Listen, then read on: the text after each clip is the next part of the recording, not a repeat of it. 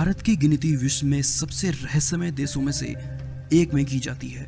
प्राचीन काल में यह ज्ञान विज्ञान का महत्वपूर्ण केंद्र था।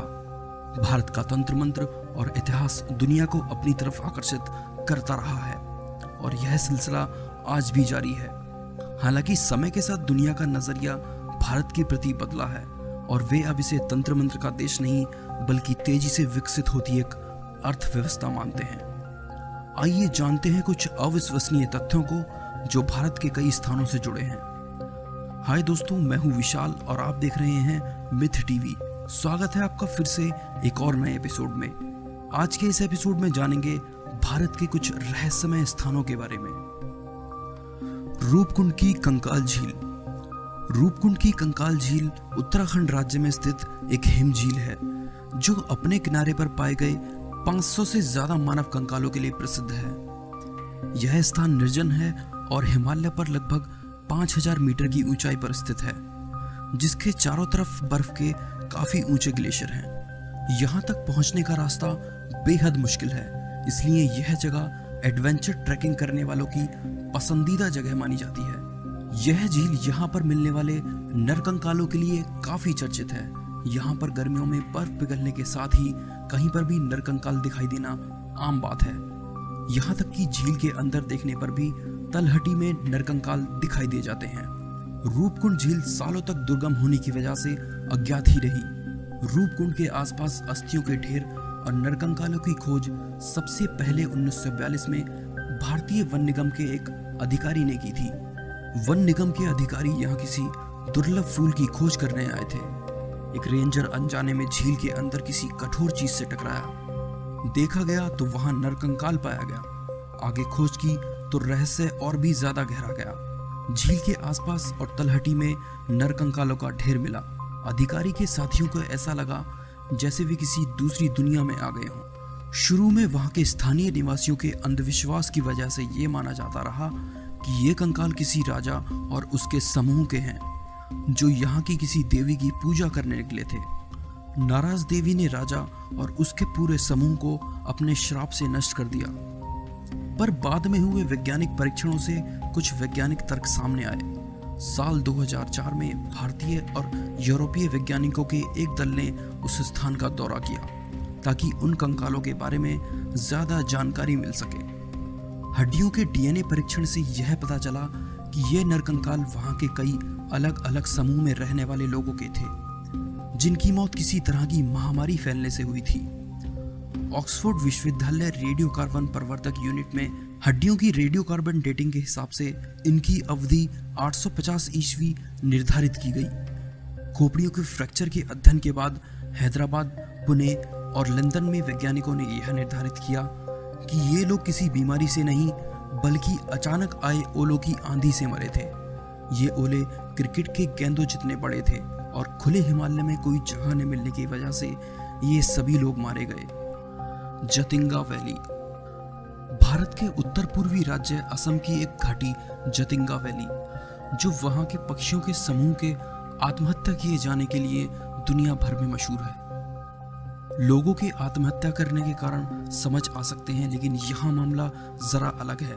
कोई अकेला पक्षी आत्महत्या नहीं करता बल्कि सामूहिक रूप से सभी आत्महत्या कर लेते हैं। आखिर ऐसी क्या वजह है या ऐसी कौन सी ताकत है जो उन्हें इसके लिए प्रेरित करती है? जतिंगा की कछार नामक घाटी की तलहटी में कूदकर हजारों पक्षी एक खास मौसम में आत्महत्या कर लेते हैं। यह गांव पक्षियों द्वारा आत्महत्या की घटनाओं की वजह से सुर्खियों में बना हुआ है। मानसून के महीने में यह घटना ज्यादा होती है। इसके अलावा अंधेरी और कोहरे वाली रात में पक्षियों की आत्महत्या करने के मामले ज्यादा देखने को मिलते हैं। ये घटनाएं सितंबर से नवंबर के बीच अंधेरी रातों में घटती हैं, जब नम और कोहरे भरे मौसम में हवाएं दक्षिण से उत्तर की दिशा की ओर बहने लगती हैं। रात के अंधेरे में पक्षी रोशनी के आसपास उड़ने लगते हैं। इस समय वे मदहोशी जैसी अवस्था में होते हैं, जिसकी वजह से ये आसपास की चीजों से टकराकर मर जाते हैं। पक्षियों की आत्महत्या करने का क्या रहस्य है, इसको लेकर कई तरह की बातें यहाँ प्रचलित हैं। यहाँ की जनजाति मानती है कि यह भूत प्रेतों और अदृश्य ताकतों का काम है, जबकि वैज्ञानिक धारणा यह है कि यहाँ तेज हवाओं से पक्षियों का संतुलन बिगड़ जाता है और वह आसपास मौजूद पेड़ों से टकराकर घायल होकर मर जाते हैं। डॉक्टर सेनगुप्ता ने यहाँ लंबे समय तक अध्ययन करने के बाद कहा कि पक्षियों के एक असामान्य व्यवहार के पीछे मौसम और चुंबकीय शक्तियों का हाथ है। उन्होंने बताया कि बरसात के मौसम में जब कोहरा होता है और हवाएं चल रही हों, तब शाम के समय जतिंगा घाटी की चुंबकीय शक्ति में तेजी से बदलाव आ जाता है। इस बदलाव की वजह से ही पक्षी असामान्य व्यवहार करने लगते हैं और वह रोशनी की तरफ आकर्षित होते हैं, जिससे पेड़ और दूसरी चीजों से टकराकर इनकी मौत हो जाती है। अब बात चाहे जो भी हो, लेकिन यह स्थान पक्षियों की आत्महत्या करने की वजह से दुनिया भर में रहस्य बना हुआ है। कोट्टायम में हुई लाल बारिश। रहस्यमय स्थानों की लिस्ट में एक और कहानी केरला के कोट्टायम से है। कोट्टायम एक अलौकिक घटना का गवाह तब बना जब 25 जुलाई से 23 सितंबर के बीच 2 महीने तक यहाँ लाल रंग की बारिश हुई। सबको काफी आश्चर्य हुआ क्योंकि ये कोई आम घटना नहीं थी। वैसे तो इसके पहले भी इस तरह की बारिश वहां हो चुकी थी।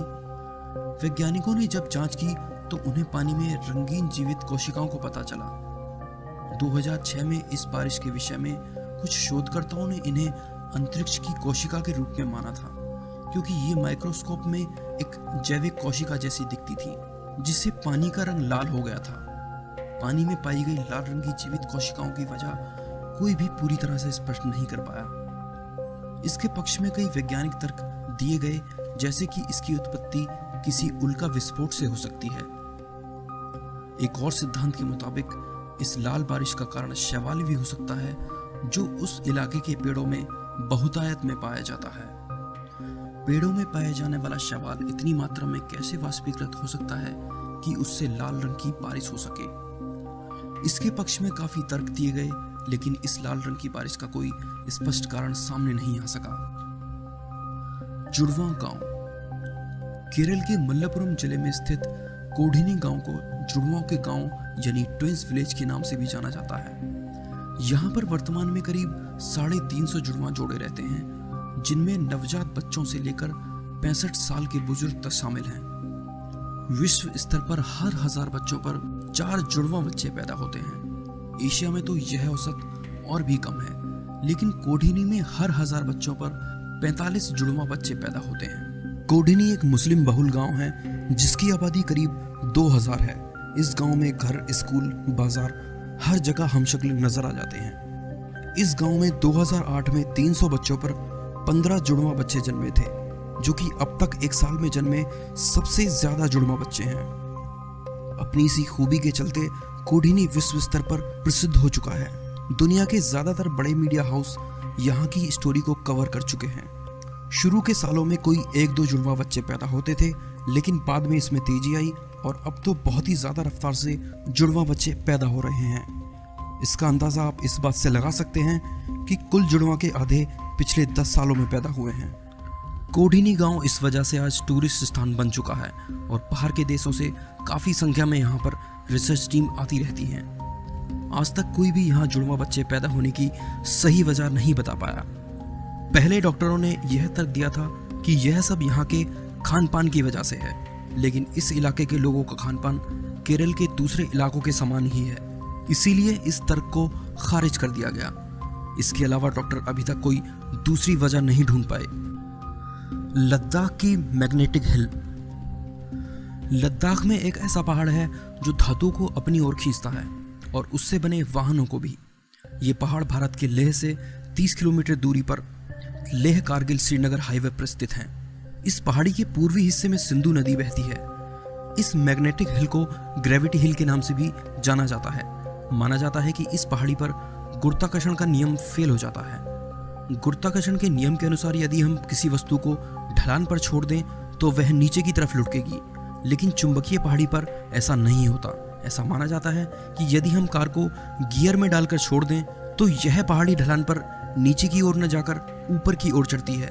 कहा जाता है कि जब कारों का इग्निशन बंद कर दिया जाता है तब भी कारें इसकी ओर खिंची चली आती हैं। भारत तिब्बत सीमा पुलिस के जवानों ने तो यहाँ तक बताया है कि इस पहाड़ के ऊपर से गुजरने वाले विमानों को इसके चुंबकीय क्षेत्र से बचने के लिए दूसरी जगह की तुलना में ज्यादा ऊंचाई पर उड़ना पड़ता है। और कहीं विमान इस चुंबकीय क्षेत्र में आ गया तो वैसे ही झटके लगते हैं जैसे हवा के दबाव वाले क्षेत्र में पहुंचने पर लगते हैं। इस ग्रेविटी हिल को वहां के स्थानीय प्रशासन ने जगह जगह बोर्ड लगाकर चिन्हित भी किया है। वैज्ञानिक इस वजह के बारे में कई कारण देते हैं। उनके हिसाब से इस पहाड़ी के आसपास की क्षेत्रीय संरचना दृष्टि भ्रम जैसा माहौल पैदा करती है, जिससे नीचे की तरफ लुढ़कती वस्तु ऊपर की ओर चढ़ती दिखाई देती है। इसके अलावा दूसरा कारण यह दिया गया है कि दृष्टि भ्रम की स्थिति में कोई चीज अपेक्षाकृत छोटी या बड़ी दिखाई देती है। इन सभी वजहों के अलावा एक वजह पहाड़ी क्षेत्रों में सड़कों के क्षैतिज तल का स्पष्ट न हो पाना भी मानी जाती है। फिलहाल सही वजह जो भी हो, लेकिन आम लोगों के बीच इसे चुंबकीय पहाड़ी के रूप में मान्यता मिली हुई है।